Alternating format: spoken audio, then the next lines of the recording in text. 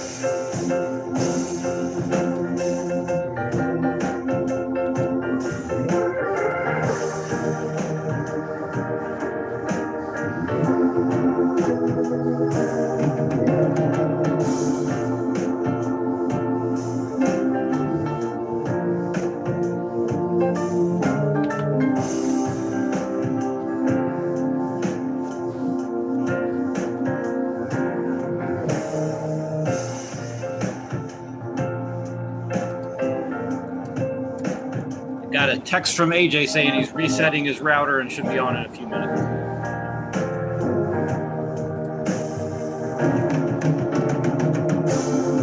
Got a text from AJ saying he's resetting his router.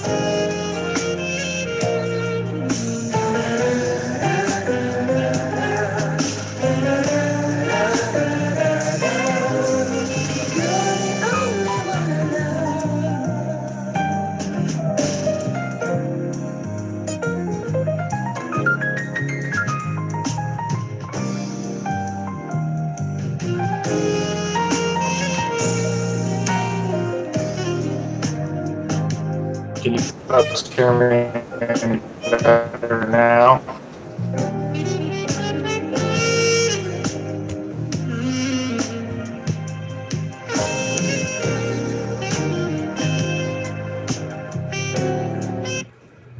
Dr. AJ, I think the other room was better for some reason before you left in terms of sound.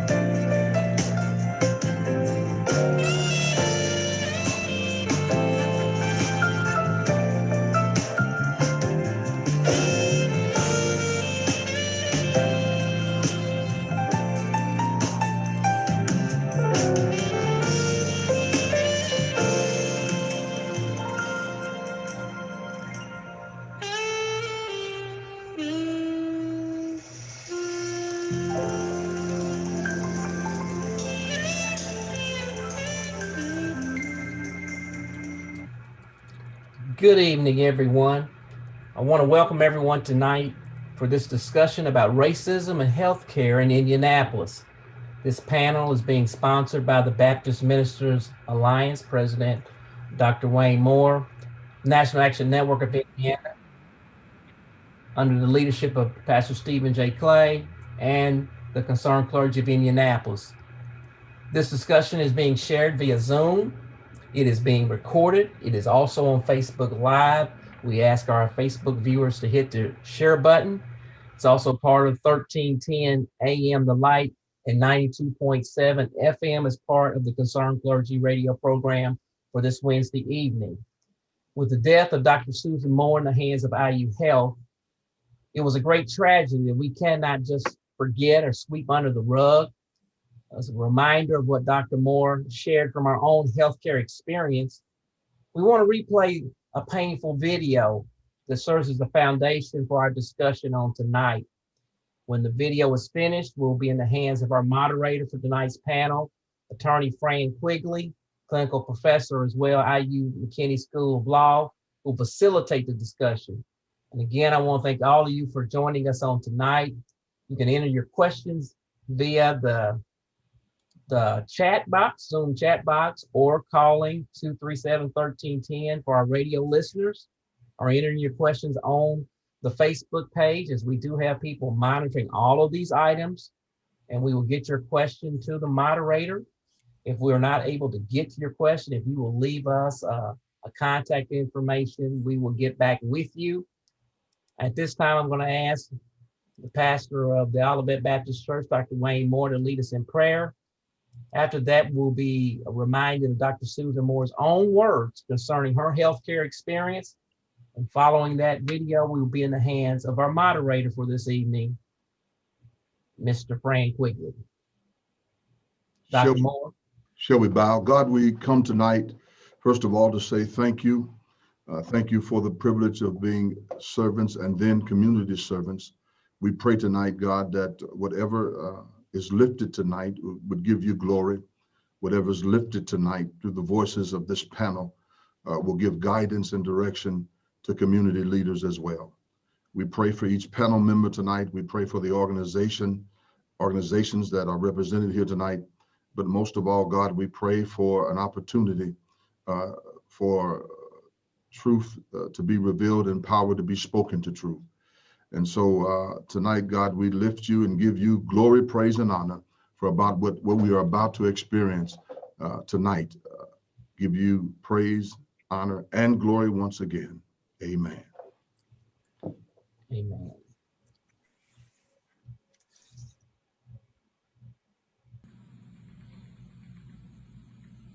This is the second worst day here at IU North. Yesterday, Dr. Bannock, B-A-N-N-E-C, wanted to send me home. You know, at that time, I'd only received 2 treatments of the remdesivir. He said, you don't need it. You're not even short of breath. I said, yes, I am. Then he went on to say, you don't qualify. I must have, because I've gotten 2 treatments. And then he further stated, you should just go home right now.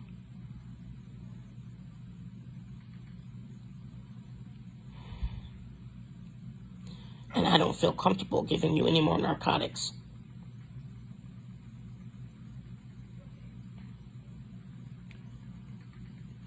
I was in so much pain from my neck.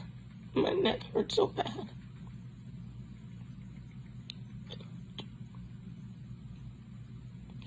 I was crushed. He made me feel like I was a drug addict. And he knew I was a physician.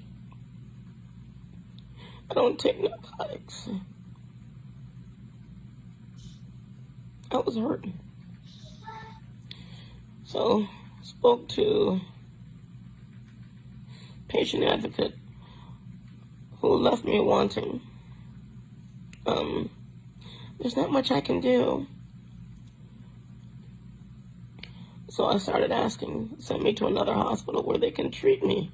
And if they're not going to treat me here properly, send me to another hospital. Well, next thing I know, I'm getting a stat CT of my neck with and without contrast. The CT went down a little bit into my lungs, and you could see new pulmonary infiltrates, new lymphadenopathy all throughout my neck. And all of a sudden, yes, we'll treat your pain. You have to show proof that you have something wrong with you in order for you to get the medicine. I put forward and I maintain, if I was white, I wouldn't have to go through that. And that man never came back and apologized. This Dr. Bannock guy. And then today now, supposed to be getting the narcotics, right? They came in 9 o'clock. I've been in pain since 7.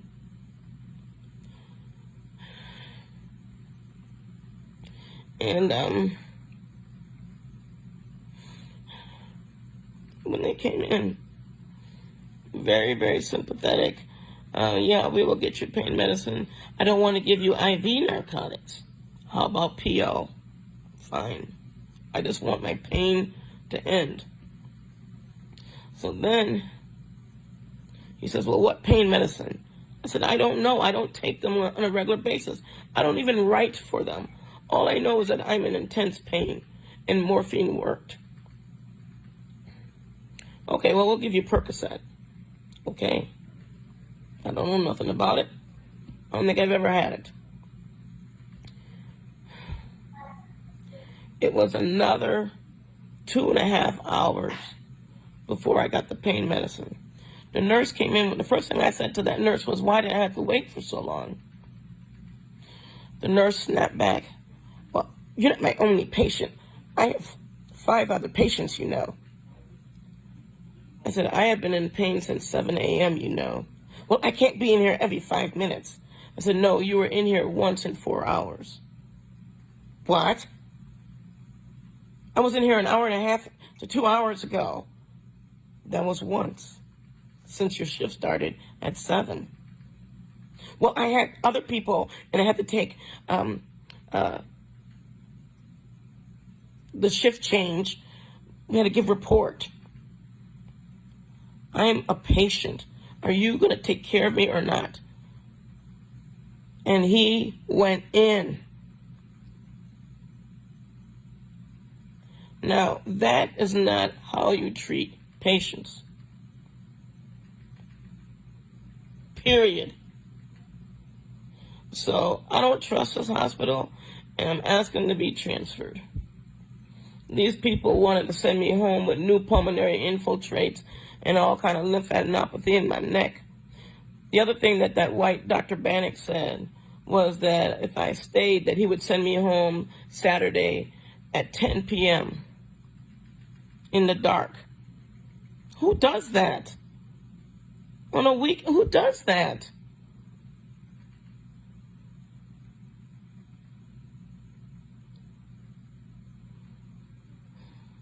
And that nurse was telling me, oh, I was marching in Black Lives Matter.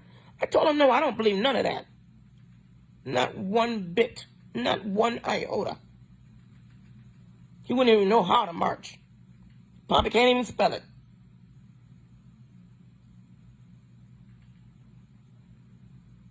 This is how black people get killed. When you send them home and they don't know how to fight for themselves.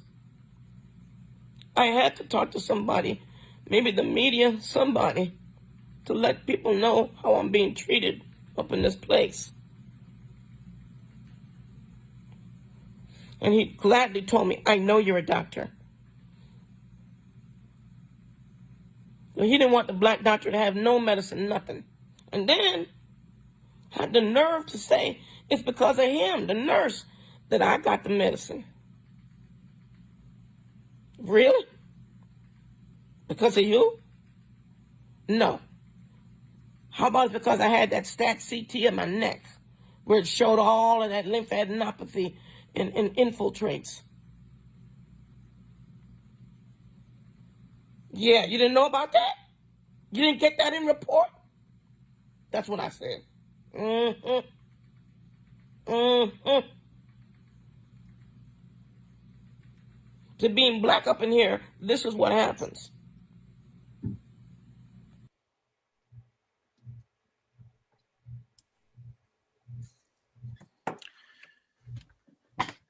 As for those of you who don't know, Dr. Moore passed on December 20th, 2020.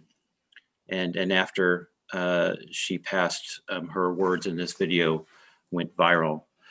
I'd like to briefly set the stage for this evening's discussion, but first introduce our panelists. First, Reverend Green, who has already welcomed us, who is one of the panelists. Reverend Green is the president of Concerned Clergy of Indianapolis. He is also the pastor of Purpose of Life Ministries. Our second panelist is Reverend Stephen Clay, who is the president of National Action Network of Indiana and the pastor of Messiah Missionary Baptist Church.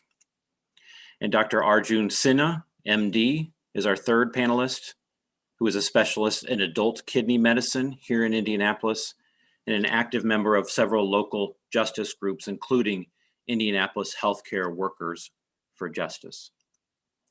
Before turning over to our panelists for comment, and I think we will, with their permission, start with Reverend Clay, I'm going to briefly set the stage for what happened after Dr. Moore passed away.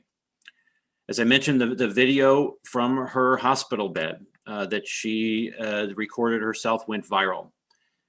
IU Health, in response to international outcry, promised to convene an external review panel to examine Dr. Moore's treatment.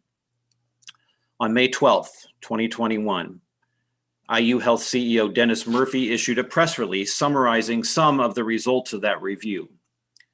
That review panel concluded that, and I quote here, the medical management and technical care Dr. Moore received at IU Health did not contribute to her untimely death. Again, let me note this was a panel convened by IU Health. But they did say, quote, however, there was a lack of empathy and compassion shown in the delivery of her care.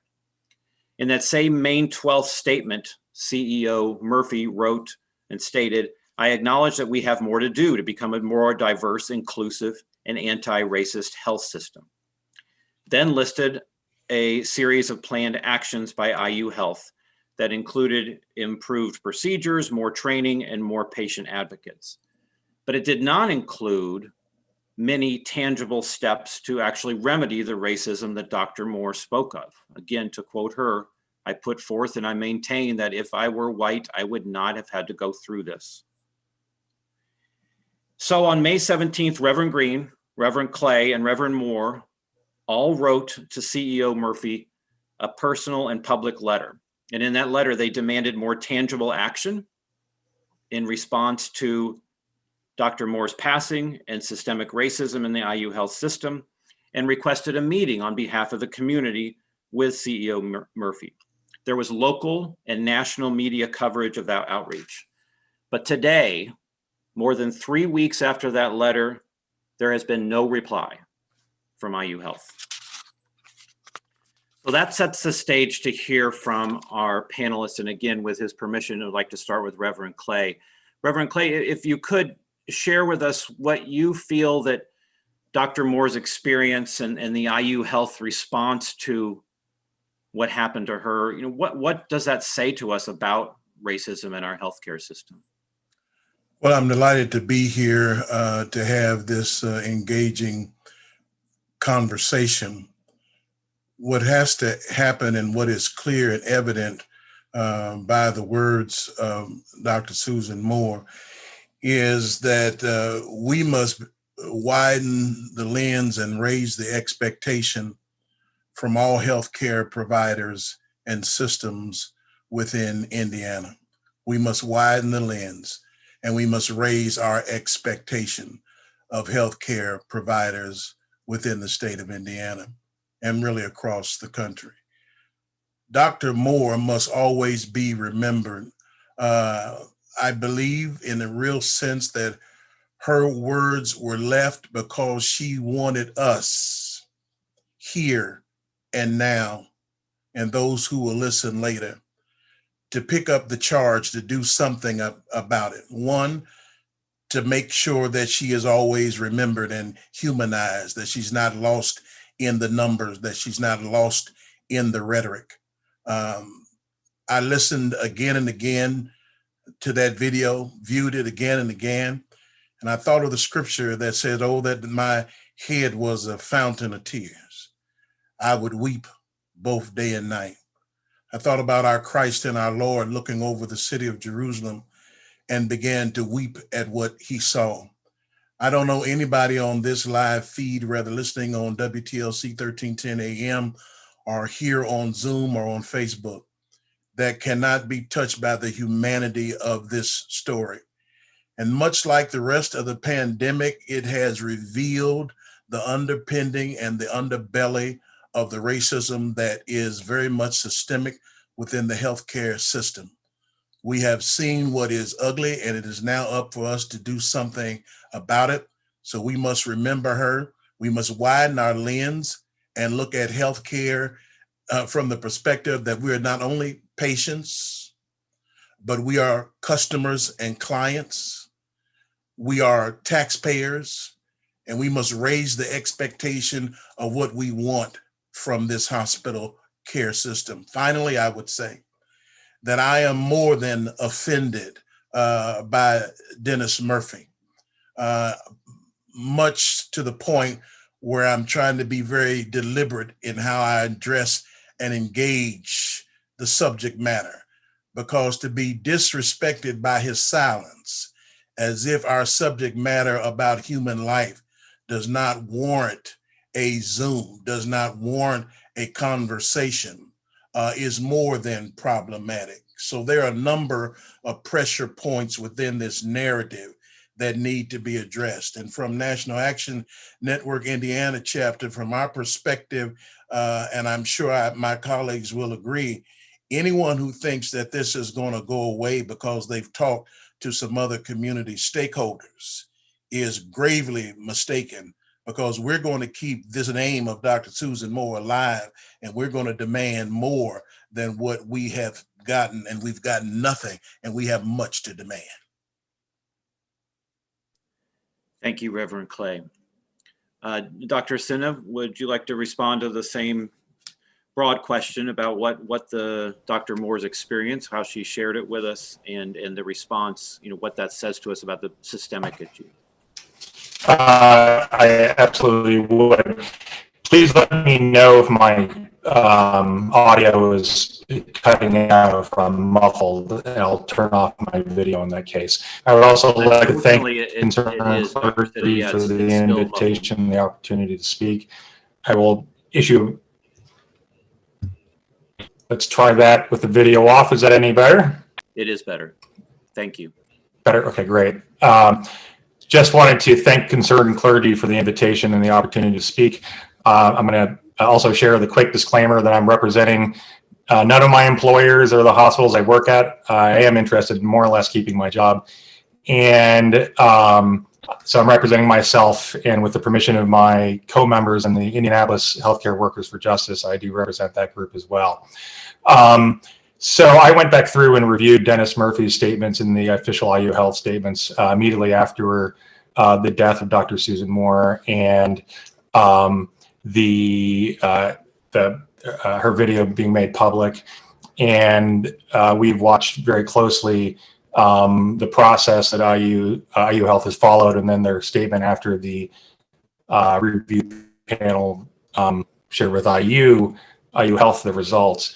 And I've been very disappointed, and our group, Indianapolis Healthcare Workers for Justice, has been very disappointed because the statements themselves have been filled with corporate speak of seeking to do this and moving forward together, but without very many concrete commitments.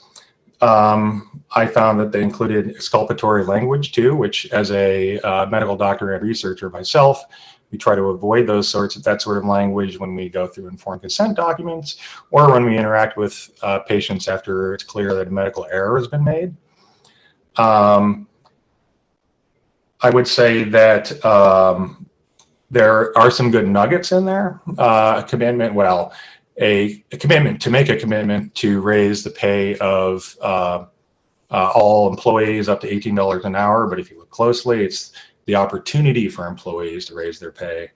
And also talking about increasing diversity at the leadership level. Those are all steps in the right direction that I encourage. But overall, I think that the statements have been very vague. And what that says about IU or IU Health is that they're managing this as a PR crisis, but not as a crisis, not as a moral crisis, not as, in my opinion, a sincere crisis that should make them reevaluate whether their words truly mean what they say they mean, that they really want to address racism and racist healthcare and injustices in their system. I'll leave it at that. Thank you, Dr. Sinha. We will circle back to you. And before we hear from Reverend Green, I just would like to remind our attendees that we welcome your questions. We do have more questions for the panelists, and they have much more to say, of course, but you can put those in the Zoom chat. You can put those in the chat box if you're watching on Facebook Live, and you can call 237-1310 to share your questions with the producer. With that, I'll ask Reverend Green to respond to that same question about lessons that Dr. Moore's treatment gives us about the broader system. I certainly concur with the comments of Pastor Clay and Dr. AJ. I would add that I definitely feel that IU Health is treating this as a PR crisis and not one where they intend to change the culture of the organization to better serve the needs of the minority community. When they came out with suggestions focused on diversity, inclusion, and equity training, that's standard language that we hear across the board for nearly every organization on the news that finds themselves in a similar situation. These types of trainings have been in place for decades now, and they do not lead to a change in culture. People will sit through those trainings and return to their same old habits.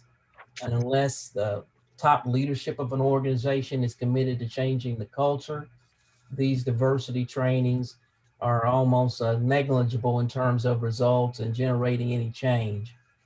And IU Health also wants to establish a chief equity officer.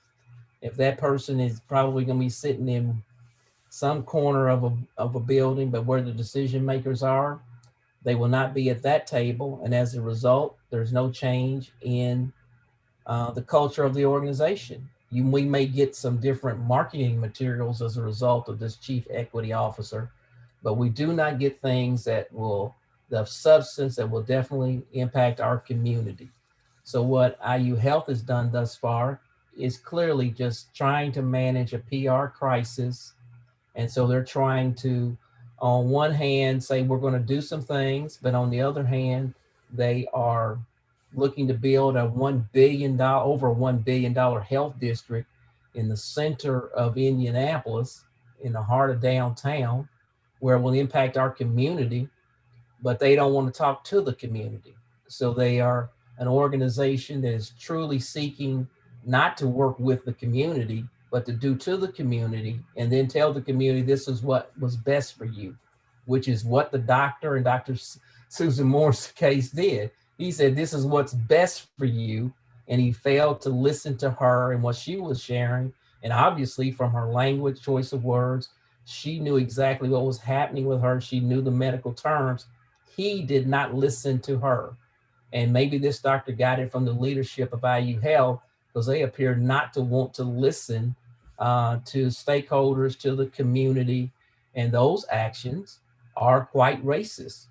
And we have to call it what it is in this day and hour, when racist behavior is performed, we need to announce that that is racist, that is insensitive. And so people who have gone through all these trainings, who've benefited supposedly from these trainings, obviously it doesn't impact their actions and behavior. And we need to call it what it is. And so we're seeing that play out in this particular situation, which we as Black people are being negatively impacted. Dr. Moore literally died because her care was not to the level that it should have been had they just listened to her. One of the things I would add to that is not only are we facing this systemic racism, which is horrible and horrific, but it has a twin, which is classism. And the issue with classism is that when individuals who sometimes look like you, but don't have you in mind, who think they are better than you. For a corporate entity like this to take the disposition that they don't want to hear from community leaders on this ethical and moral and health issue, they don't do that and come to that conclusion on their own. They do that, Fran, they do that, Pastor Green, Dr. Moore, AJ, they do that because they have been green lighted, oftentimes by people of color who have made themselves self-appointed gatekeepers, who have said to corporate entities and powers that be, oh, just ignore them, it'll go away in 5 or 10 minutes, just ride the storm and ignore it. This is one storm that is not going away. I am haunted by Dr. Moore's narrative. And therefore, as a result, we have to collectively decide that her name will live in our community. What does that mean? It means that we want pop-up clinics in her name, mobile units to come to our community. What does that mean? Somebody wants to know, we hear y'all, we hear what you're saying, we're seeing the video, what do y'all want? We want the pop-up clinics, much like the mobile units we had for Charles Williams for the prostate cancer piece. We want that pop-up piece. We want a Black chair named on the board of directors in her name. It is a seat in her name that will be filled with an African-American female on the board of directors, not some advisory committee, not some auxiliary committee. We want some real action with respect to this. We want internships, residencies established in her name. So her name becomes a fabric of IU, that they will always have to remember that this was something that we're not proud of, but this is how we responded to it. This is something that was a glitch, but this is what we've been building on since. You cannot have 36,000 employees, 35 or 36,000 employees, and less than 12% of them are African Americans. 4.5% of them are African Americans in management in IU. Less than 4.7% of them are in leadership at IU. IU cannot make the argument that their work staff, that their medical force is reflective of the community that it serves. It is not. It is egregious. It is both racism and classism, and we come to fight it. Thank you, Reverend Clay. I have a question related to that for Dr. Sinha, I think, is because in Reverend Green's and Reverend Clay's and Reverend Moore's letter to CEO Murphy, one of the requests to make a much more tangible response is to take steps to make sure that there are more Black healthcare providers, especially Black physicians, in the IU health system. And there are ways other systems have done that, including Eskenazi. So Dr. Sinha, could you speak from your perspective as a care provider? You know, what difference does it make when some of the care providers are people from the same communities, are people who understand the experience of the Black patient, the patient is a person of color? Why does the research show that matters? So I don't know if the research tells us why it does, but the research does suggest it does matter in some situations in healthcare. I'm aware of a study that suggests that having Black providers reduces, I believe, infant mortality in the hospital. And that actually the researchers that did that are Black themselves, Black women, in fact. So I think there's a lot of reasons for it.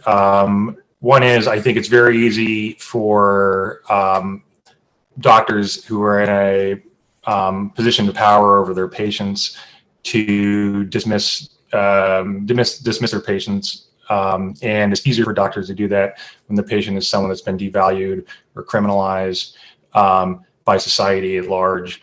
And if the doctor, at least, is also a Black person, they're hopefully less likely to do that.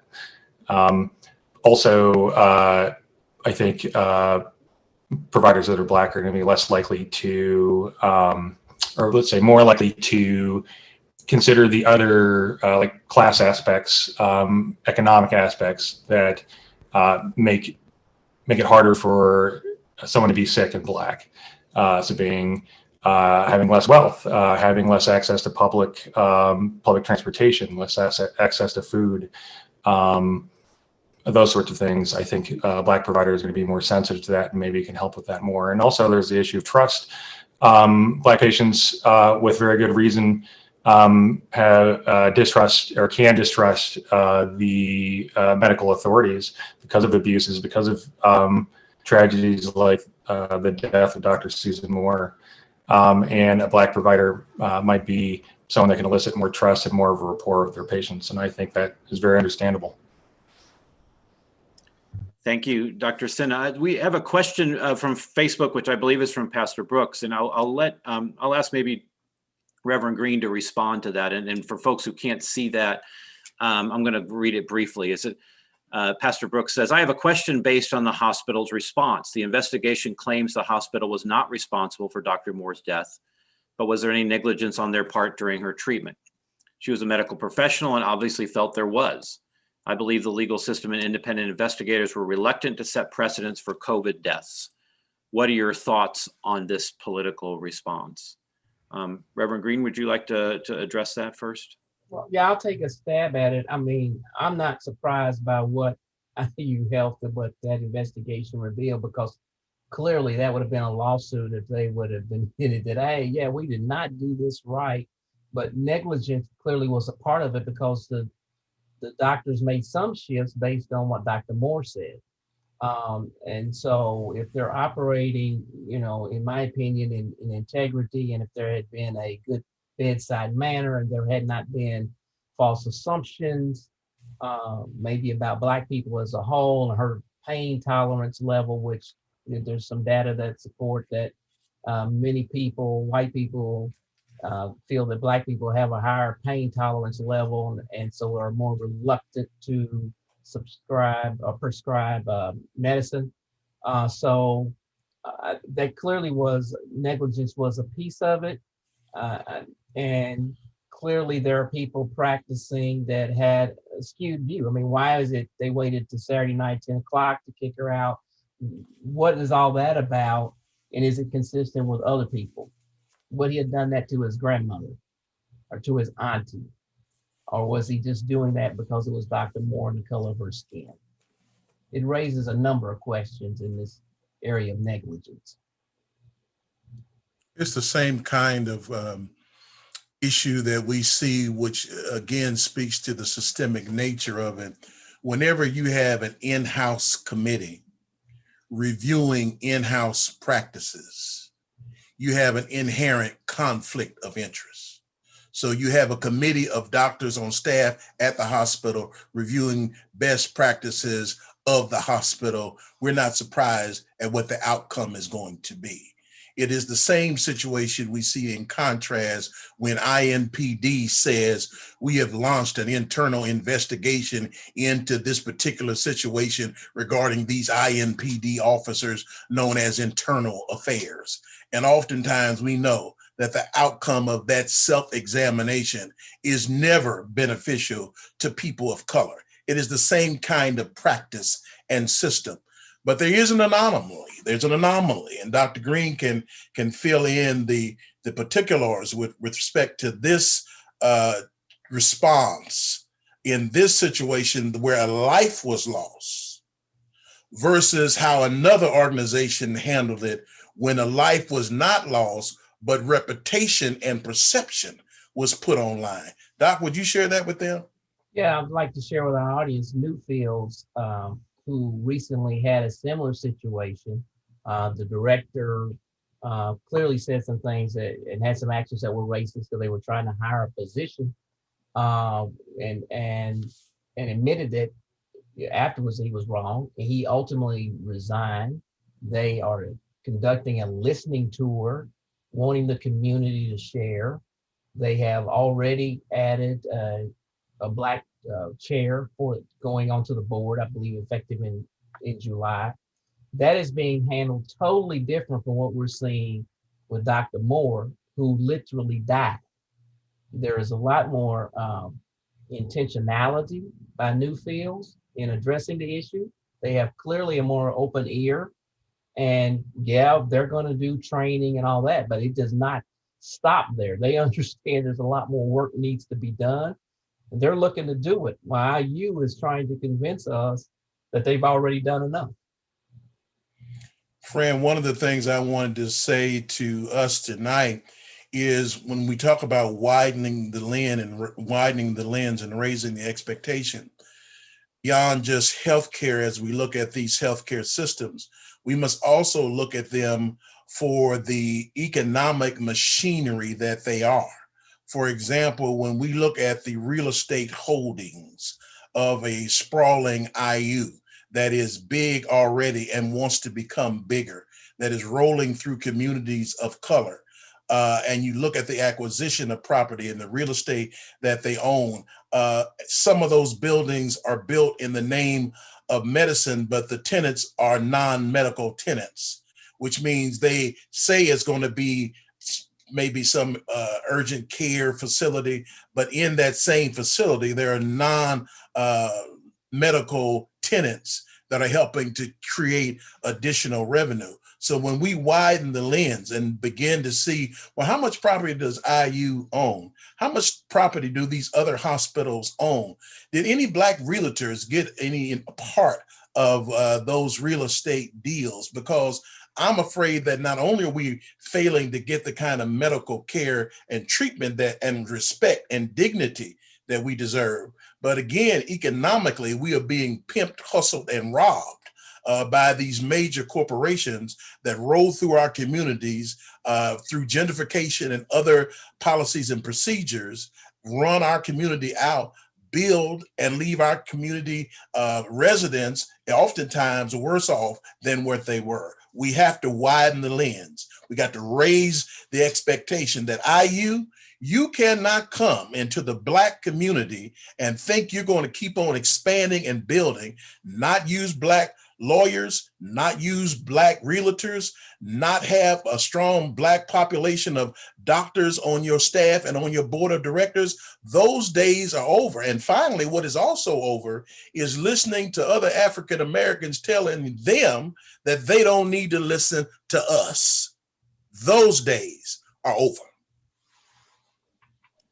Thank you, Reverend Clay. And before we leave this particular thread totally, Reverend Green, could you share with folks, I know that after this occurred, you took a look at the IU Health listing in terms of its top leadership, in terms of its board membership, et cetera. And I know you mentioned in at least one media article that you were struck by what you saw. I'm not sure everybody else has seen that. Could you share that with the group?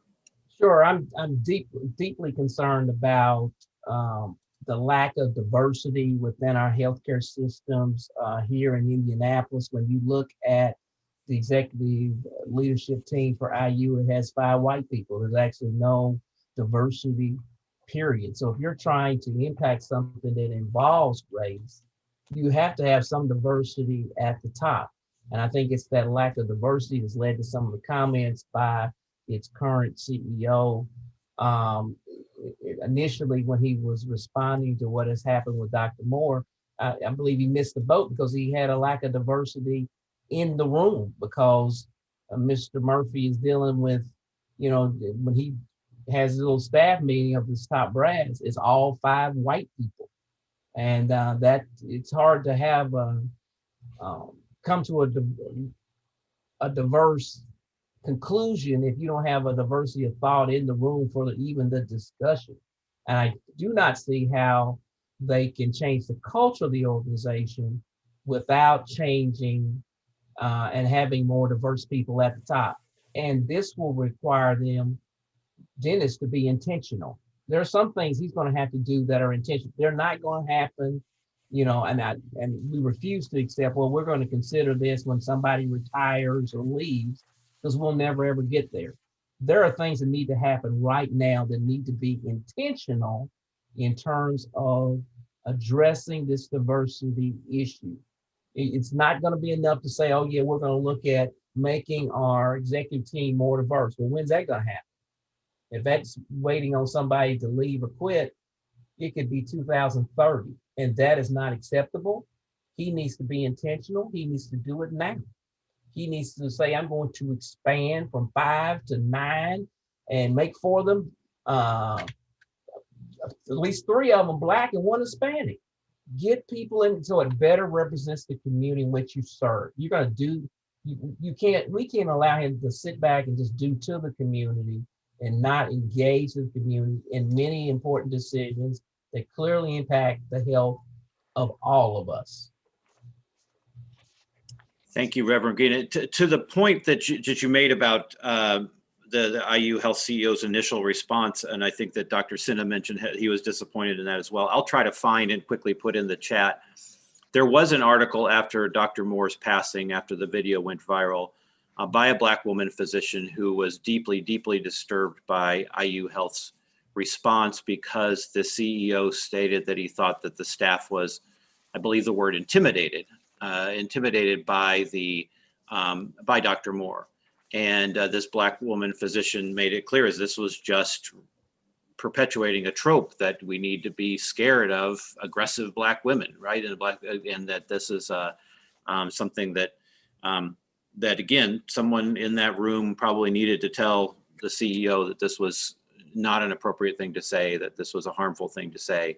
I'll try to put that in the chat. But Dr. Sinha, I did want to circle back to you to see if you had comments on the topics we've been discussing, and if you did want to speak to it, as a physician, what does it matter that who's in the executive suite, who's on the board of directors? How does that impact care for patients directly? I do think the leadership does matter, but I do take a much broader view, though. I think that it should be obvious to anyone steps that IU Health can take, and it shouldn't take them being told by a Black coworker or someone on the board. I would welcome more Black folks on the board, and in fact, I think that IU Health should reflect the surrounding community, which is 30% Black. So I think that should be the benchmark for all hiring. When it comes to the timeline they set out, as I recall, in one of Dr. Murphy's statements, they set out a timeline of 7 to 10 years to hire more Black physicians, which seems awfully slow to me. I want to, while I'm thinking of it, before I come back to your question specifically, I want to mention that the treatment of Dr. Moore, in my opinion, knowing she's a physician, typically physicians are treated as a part of the big family, not as someone to be intimidated by. So Dr. Moore didn't get the benefit of the doubt, and that, despite being a physician, part of the healthcare, the greater healthcare family, she was treated as someone that was undesirable. And even in death, the idea that she was intimidating, again, with that angry Black woman trope, I think is particularly odious. I also want to mention that, when IU Health talks about their initiatives with partnerships with folks in the community, none of which are specified, I'd look to see if they'd mentioned in public statements whether they'd tied a dollar amount to this. I'd recall that they did. I couldn't find that earlier today when I was looking, but I did find their net income over 2020 in a recent Becker Hospital reports and it was 1.1 billion. So keep that in mind whenever IU Health says they're going to throw X amount of money to Y project. In the it may seem like a lot if they say they're going to devote $1 million, but that's not a whole lot in the big picture. It reflects, if you look at their overall, again, net income, these budgets, what money spent reflects priorities. And so if they're spending 0.1% on something, that means it's not a high priority. I'm of the opinion that if IU really wants to change the culture, it's nice to have more diversity at the top, but I think that they should really be trying to use their clout and influence and money. They tout that they're the #1 private employer in Indiana in one of their press releases to just address true systemic racism. They could use their clout to address the notion, which research does back up, that racist policing is bad for Black health, and they could address IMPD's use of dogs on people, disproportionately on Black people here in Indianapolis, for instance. They could call for IMPD to abolish the canine unit. They could reduce the presence of police in their own hospitals and clinical spaces. There was a report, actually a lawsuit by 2 Black janitors at IU hospital that were arrested by the IU cops because they were seen on video exchanging something. Turned out to be keys because they're janitors. But they were assumed, because they were Black men, to be passing drugs, and so they were arrested by the IU cops. Well, IU could reduce the police footprint in their own hospitals as a step. They could lean on the city council to spend more money improving sidewalks and in Black communities, Black parts of the city, in improving or eradicating food deserts, these sorts of things. They could use their clout to criticize Lilly or exhort Lilly to reduce the price of insulin. I personally know Black people here in Indianapolis that have had to ration insulin because of the exorbitant price of insulin that Lilly controls. These are all addressing systemic issues, and if IU really puts their weight behind that, I think that alone, that itself, can help address the culture, the broader culture. You know, John Maxwell says that every organization rises and falls off of leadership.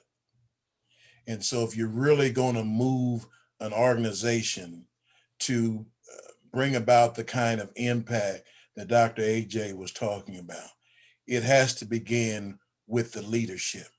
And if that leadership is not reflective, if it is not diverse in thought, diverse in color, we will never get to the end of an ideal situation that we would prefer as an outcome.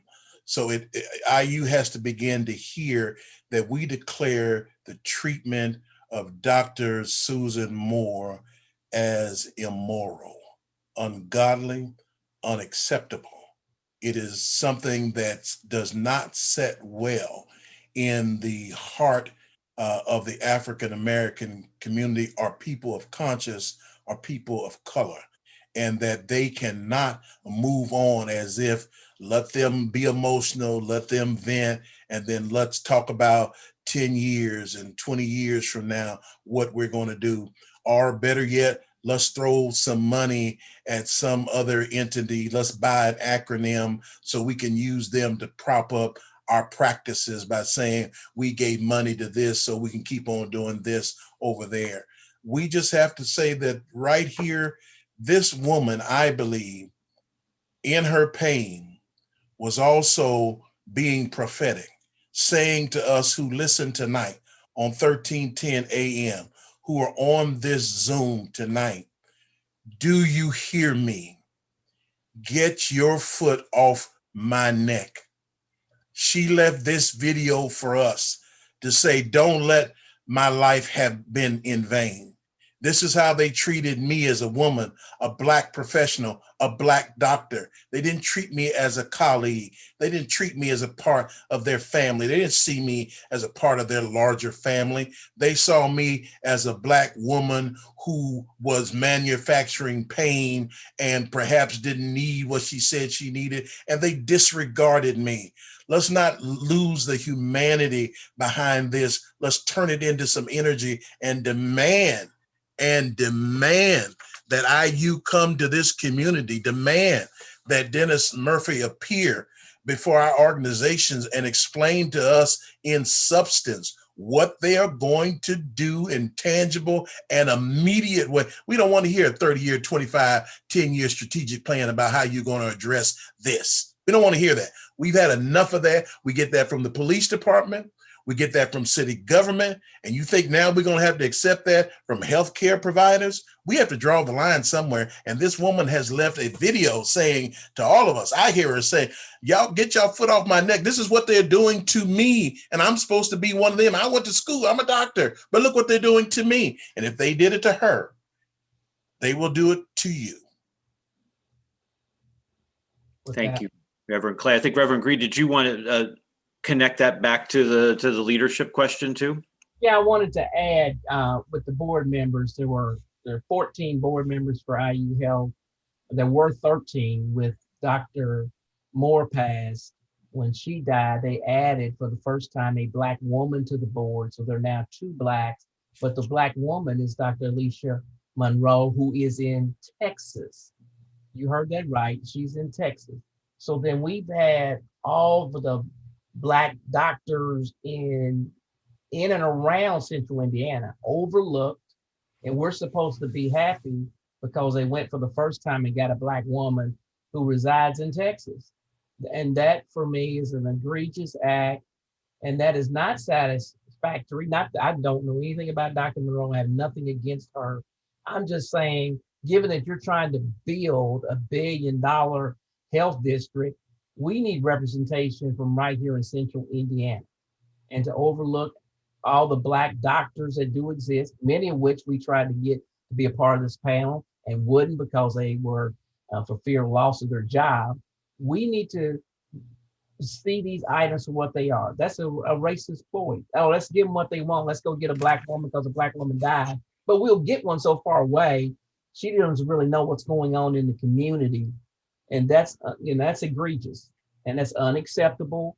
We do not receive that. That's not personal against Dr. Monroe, but you can't function in terms of leadership in that fashion.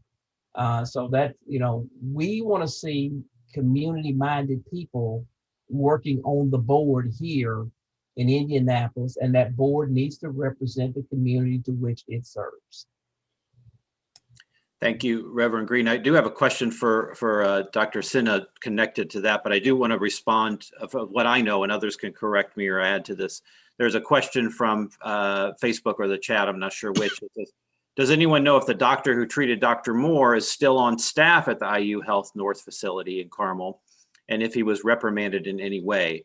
I don't think we know that definitively. What we do know is IU Health's official response did not reference that anyone was disciplined in any way. So I think that it is fair to assume, based on the public information, that no individual, at least from IU Health's statement about their response, no individual at all from the top down has been held accountable to this. Again, as Reverend Green points out, we had an art museum and not a health facility, an art museum where the CEO made unfortunate statements, or the museum made unfortunate statements. CEO lost his job, and the board has been radically shaken up. The institution has put a lot of money very overtly into the community in terms of response, and as Reverend Green said, doing a listening tour, none of which is the case here. But Dr. Sinha, I guess I wanted to ask you some of the references, as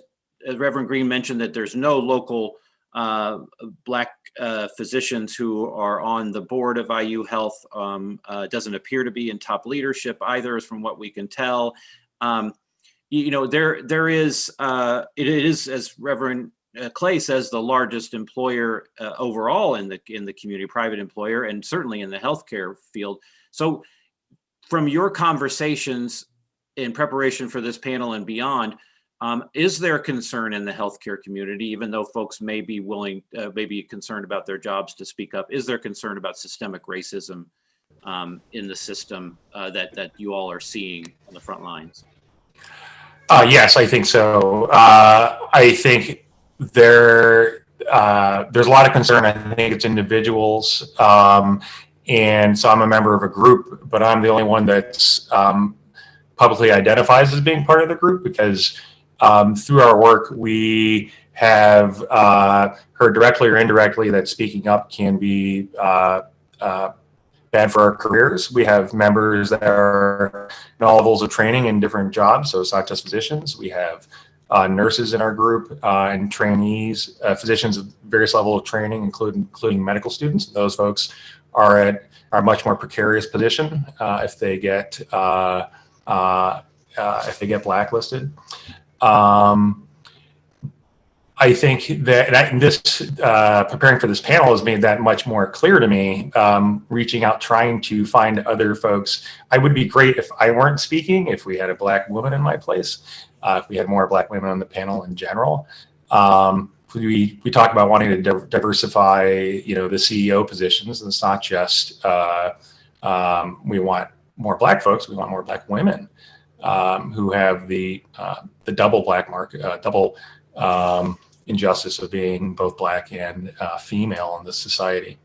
But we tried all this outreach, and through my own connections and the connections of my circles. And when it came down to it, people don't want to speak out, or people do want action. We are exchanging stories of injustices we see, small and large. But I think there's a justified fear of attaching your name and face to these issues, because it'll ruffle feathers, and people have been fired for less, including at IU. There was a nurse fired a few years ago, maybe several years ago now, for trying to unionize. That made national news. And so it's an uphill battle, and it makes it hard to make connections as well, because people are afraid. Thank you. Thank you, Dr. Sinha. Thank you for speaking out. We all very much appreciate that and know that it's not easy. And we have limited time left, especially on the radio. So I want to ask maybe if Reverend Green and Reverend Clay, maybe in that order, if you can give us a final statement / call to action for those of us who do, as you say, find this unacceptable and know that we need to take steps. So if you would share with us what we should do and how we should do it, we'd appreciate it. For me, I'm reminded of what Dr. King said on one occasion, when he said, of all the forms of inequality, injustice in healthcare is the most shocking and inhumane. And so we need to be treated fairly. We need to demand that from ourselves and from healthcare professionals. Our local police is saying to us, if you see something, say something. Well, for those experiencing less than quality healthcare and racist behavior, if you see something, you need to say something. It's time for us to speak up and not allow these egregious acts to continue that ultimately could lead to the deaths of our loved ones. I also will say, as a course of action, I would urge the CEO, Dennis Murphy, to follow the lead of former Director of Newfields, Charles Venable, and resign if he's going to continue his complacent and disrespectful attitude towards the minority community. It's not enough for him to depend on those he has purchased or those that he is intimidating. He needs to listen, be willing to listen to others in the minority community. Blacks and Latinos, we deserve better, and we must demand better. Because if we don't do something different and do it right now, we will be burying people who should have never died. Thank you, Reverend Green. Reverend Clay? Dr. Susan Moore, who is she? Dr. Susan Moore, who who is she? She's your mother. She's your grandmother. She's your aunt. She's your sister. She's your neighbor next door. Who is Dr. Susan Moore? She's a lady who had a horrible experience, but had enough conscience of character and mind to video it because she expected us to do something about it. And so if Dennis Murphy is unwilling to come to us, we must always remember what we have available in our arsenal of our civil rights justice box. We will march on the land that you're trying to buy. We will protest on the ground that you want to acquire.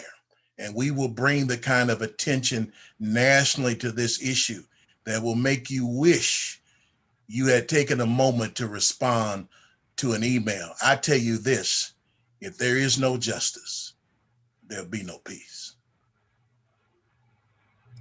Thank you, Reverend Clay, and thank you, Reverend Green and Dr. Sinha. Thank you all for joining us. As obviously this is to be continued. This is the start and not the end of this conversation and of this activism. So thank you for all of you for coming. Thank you for sharing this. This will be posted on YouTube and it will be on Facebook for sharing. We ask you to share this far and wide until this injustice is remedied, not just for the individual Dr. Susan Moore, but for all of those that she represents. Thank you all for joining us, and good night.